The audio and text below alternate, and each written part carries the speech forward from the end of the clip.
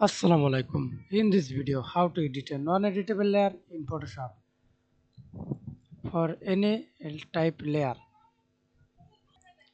Example, I type this type layer, could not use move tool because the layer locked. Right, right click on your mouse for any non-editable layer, then convert to smart object. Okay. Again, for not working this layer, some layer, again right click on your mouse, rasterize layer. Then you easily edit layer and index type file.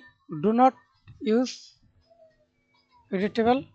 Simply screenshot this file, then import your Photoshop. Thanks for watching video. Please subscribe to my channel, like, comment, share.